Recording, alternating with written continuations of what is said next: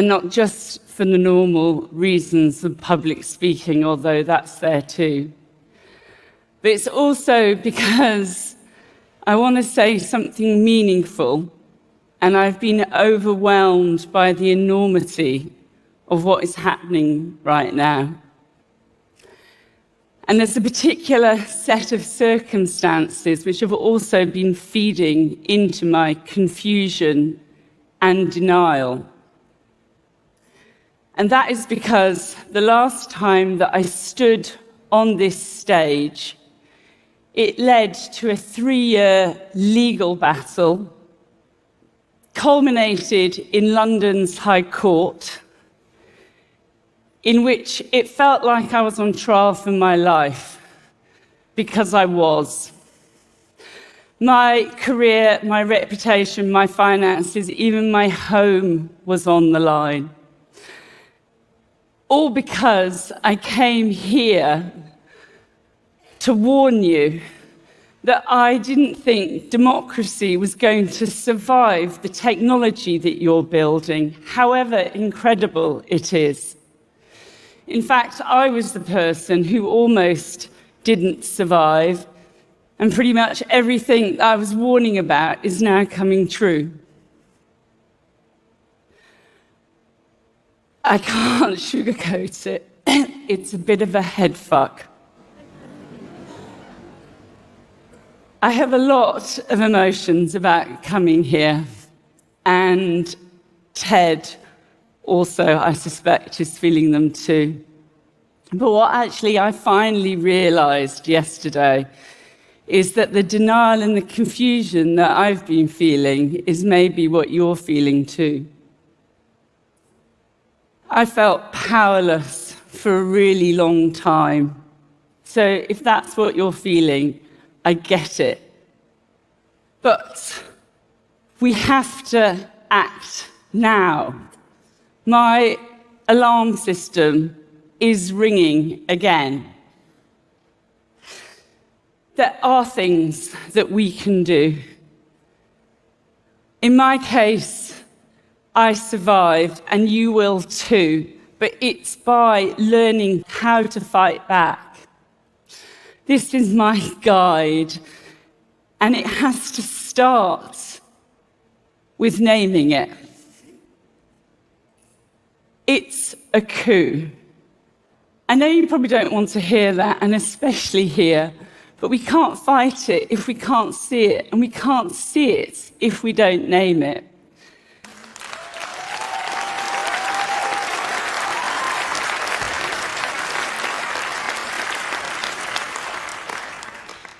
The Russian and American presidents are now speaking the same words. They are telling the same lies.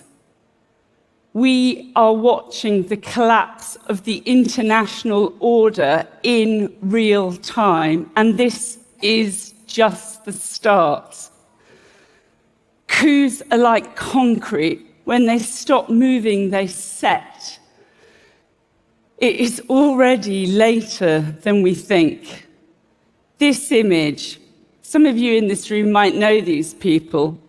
I call it tech bros in hostage situations.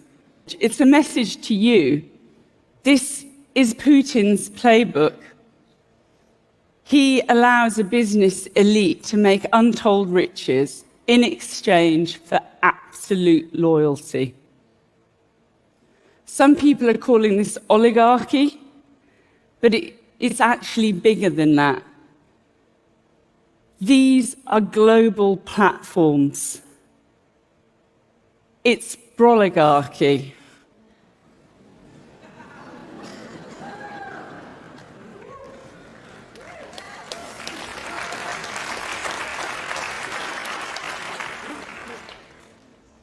There is an alignment of interests that runs through Silicon Valley to what is now a coming autocracy. It's a type of power that the world has never seen before. It's always the data. It's the crack cocaine of Silicon Valley. You know, the first thing that Elon Musk did was to send his cyber troops into the US Treasury to get access to the data. That is not a coincidence, it's a hack. That data is now feeding AIs that are choosing who to sack and who to replace. Sorry, eliminate fraud and waste. When we broke the Cambridge Analytica story about the harvesting 87 million people's Facebook data, people freaked out, rightly. This is chicken feed compared to that. But it is the blueprint. It's always the data. Which is why it's so important that you start thinking about your private life. The oligarchy doesn't want you to have one. This is the old headquarters of the East German secret police. They kept detailed files on almost 1 in 3 of their citizens. That is nothing compared to what Google has on every single one of us and hundreds of other companies. The entire business model of Silicon Valley is surveillance. It harvests our data in order to sell us stuff. We are already living inside the architecture of totalitarianism.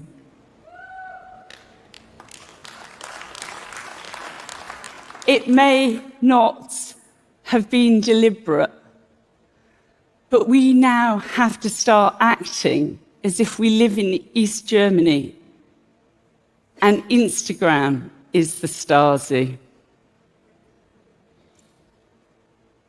Politics is downstream from culture.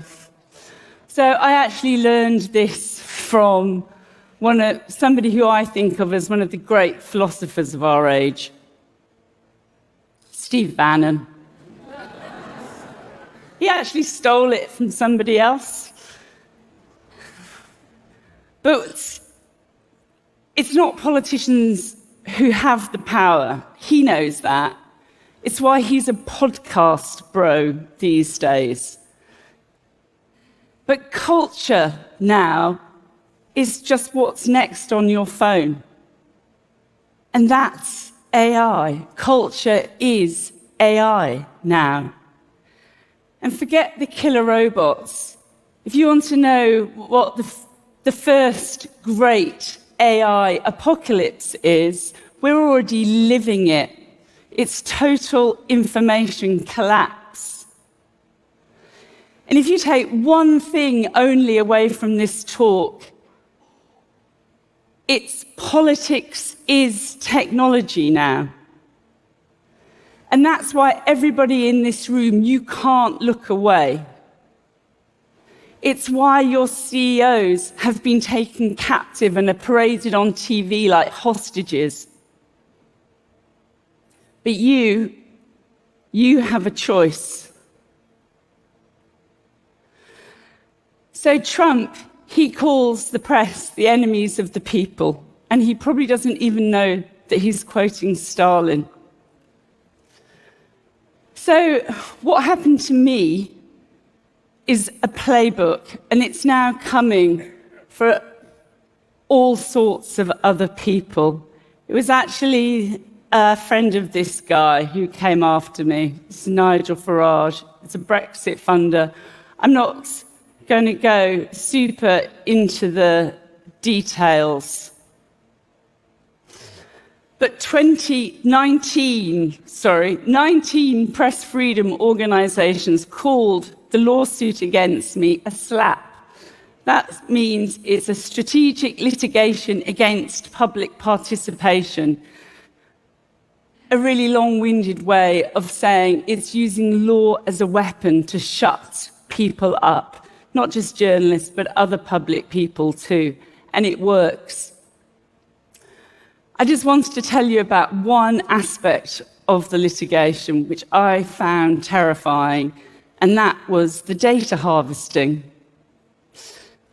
There's this quote, you may know it, it's Cardinal Richelieu. If you give me 6 lines written by the hand of the most honest of men, I will find something in them in which will hang him. In my case, the first forensic searches of my phone and laptop yielded 40,000 pieces of data. It was my messages, my emails, my voice memos, my personal life.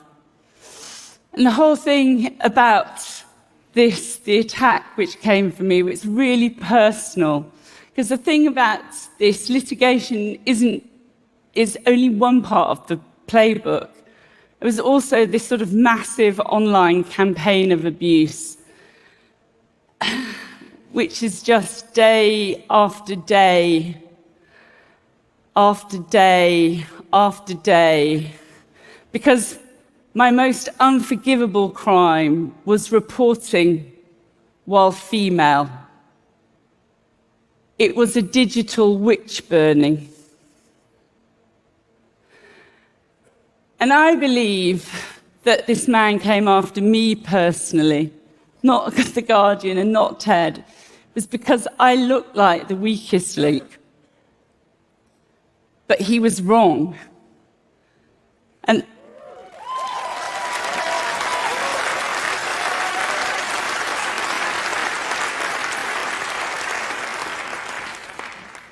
"30,000 people rose up to support me.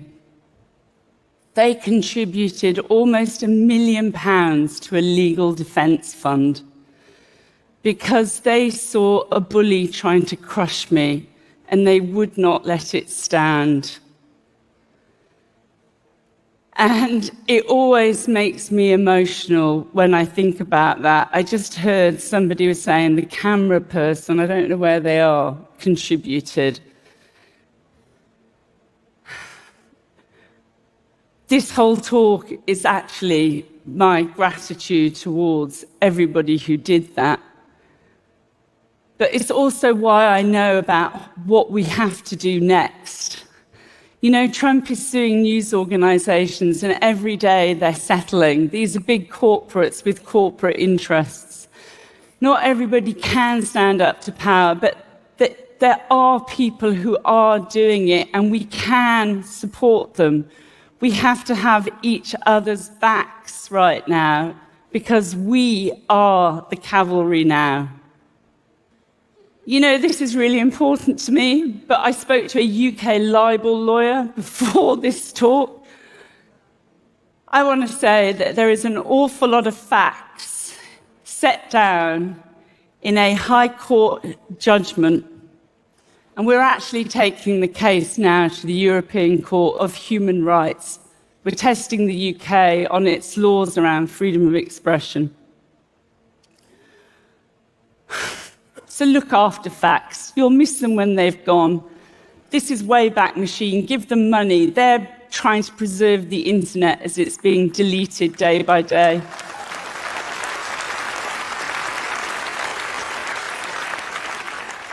History is our best chance of getting out of this. You know, you probably know this phrase, do not obey in advance. That's Tim Snyder, who's a historian of authoritarianism. We now are in techno-authoritarianism. We have to learn how to digitally disobey. That can be as simple as the drop-down box. Don't accept the cookies. Don't give your real name. Download Signal, the encrypted messaging app. Don't bomb Yemen. Don't add the editor of The Atlantic to your group chats.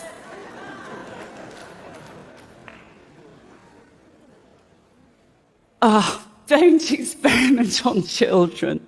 You know, social mores change. We don't send children down coal mines anymore.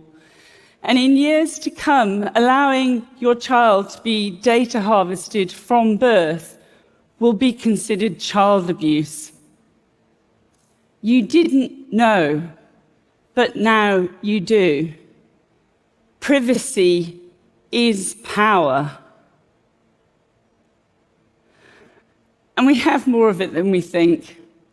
I had this little epiphany yesterday in which I realized actually the moments when I felt most powerless were the moments that I felt I was actually most powerful. It was because my journalism had impact. They want us to feel powerless. That's the plan. There is so much, though, that we can learn from people who've been through this before. Alexei Navalny, the leader of the Russian opposition, he always talked about a beautiful Russia of the future. He painted a vision. There is a beautiful internet of the future, free from corporate capture and data tracking. We can build it. It is going to take a movement, but we can learn from movements that there have been before us. This is my colleagues and I on strike in December because my news organisation, The Guardian, decided to sell our corner of it, The Observer, the Sunday title. And it was a battle we really didn't need at this time, and we didn't actually win. But, you know, you can't win every battle, but you definitely won't win if you don't fight.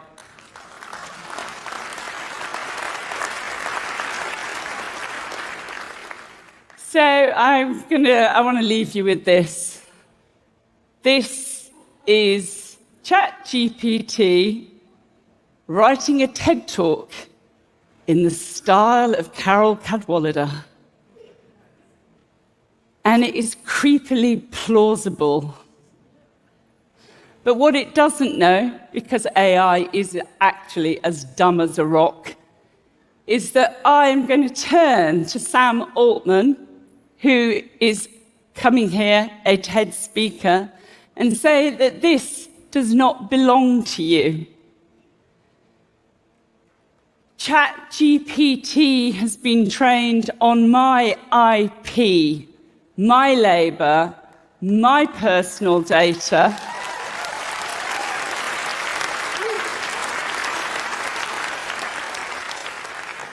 And I did not consent. You know, The Guardian has effectively got rid of more than 100 journalists. We actually leave the building next week. And shortly afterwards, it signed a syndication deal with OpenAI. Or as I think of it, it married its rapist. But I do not consent.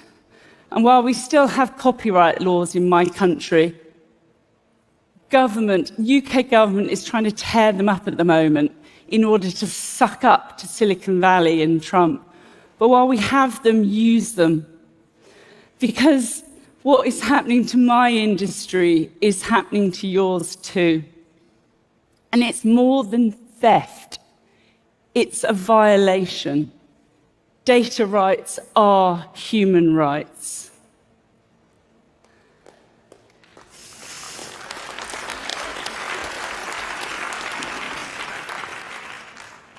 In 2019, I came here and I called out the gods of Silicon Valley.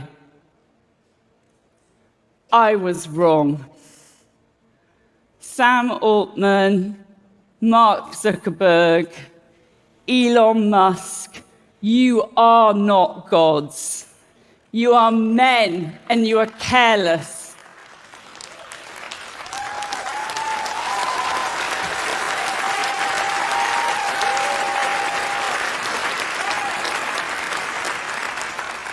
You think that by allying yourself with an autocrat, you will be protected. That's not how history works. It's not even how oligarchy works. This is Mikhail Khodorkovsky. He was an oligarch until he was sent to Siberia to prison for 10 years after Putin tired of him. You are sucking up to a tyrant who is trying to destroy the laws who made your businesses possible. You're collaborators. You're complicit in a regime of fear and cruelty. But the rest of us, we all here, we have a choice. I chose to come back to TED because I'm reclaiming my story, my words.